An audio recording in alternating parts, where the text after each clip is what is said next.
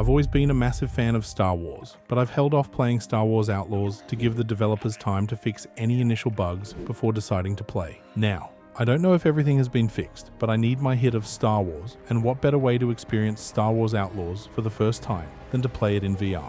That's right, with the help of Luke Ross's R.E.A.L.VR mod, we can now explore that galaxy far, far away as it's directly blasted into our eyeballs. The game is quite graphically demanding, and it took me quite some time to figure out the best resolution and graphic settings for myself, which I'll go over later in the video. So, if you're experiencing any issues getting the game to run smoothly in VR, be sure to check out that section of the video.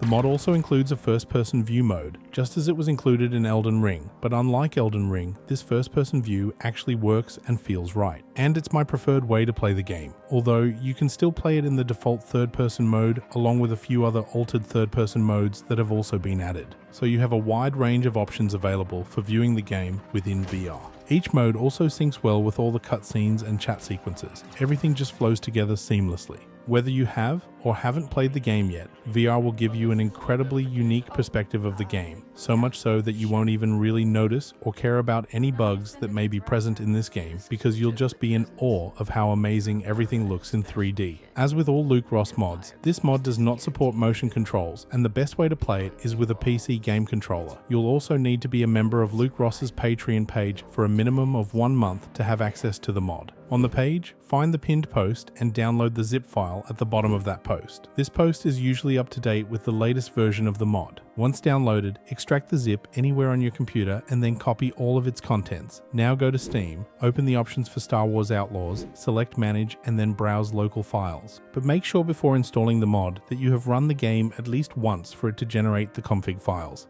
You'll need to paste the copied files to where the actual exe is located, which is in the root folder of Star Wars Outlaws. Once pasted, you can now run the real config file. A window will pop up asking you to confirm that you want to run it. Just click Run anyway. The config should automatically install. Once done, you can click any key to continue. If it didn't run successfully, you may not be in the correct folder or haven't run the game first. Make sure you are in the exact folder where the exe is located, which may be in different locations depending on your platform. If you're using a MetaQuest, make sure to set the MetaQuest link as the ActiveXR runtime within the MetaQuest link app settings. Within the video settings, make sure the display mode is set to window. Vertical sync is off. Cinematic display mode should be locked and set to fill screen. Cinematic frame rate is set to unlocked. The frame rate limiter is set to off. NVIDIA Reflex low latency is set to off.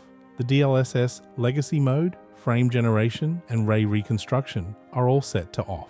I have the upscale mode set to fixed and the upscaler quality set to quality. If you have a lower to mid-range graphics card, I would set the upscaler quality to performance or balanced and then experiment with this when you are in the game. Now in the graphics settings, you can have the cinematic lens on or off. I have mine set to ultra. The film grain should be turned off and the depth of field can be ignored as I believe the R.E.A.L.VR settings override this option. Now set the remainder of the options to 0 or off. Go to the top of the graphics settings and ignore the quality settings. Just go straight to the advanced graphics options. With my RTX 4090, I can have all settings above ray tracing set to their maximum settings, but everything in the ray tracing section needs to be set to the lowest settings possible. If you have a lower end graphics card, I recommend checking out Benchmarking's optimization guide on his YouTube channel, which I'll have a link to in the description. The last thing to do now is to load the game in VR and set the resolution. The VR resolution should be embedded into the game settings. I have found that 3472 by 3472 is the best resolution for my RTX 4090 and MetaQuest 3. To find your perfect resolution, I would recommend starting at a lower setting and then increasing it until you start to experience any ghosting, lag, or double vision. Once you start experiencing any of these things, you can drop the resolution back one setting,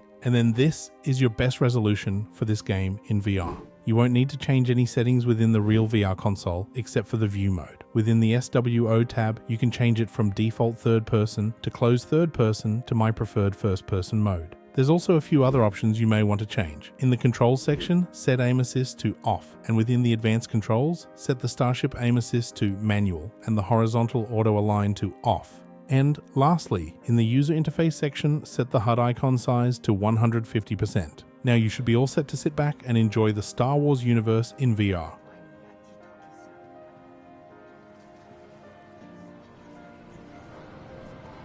You're not authorized to be here. Oh, my mistake. Go on. You can go. This is a restricted area. Just passing through. Move along. You're not authorized to be here. Okay, I get it.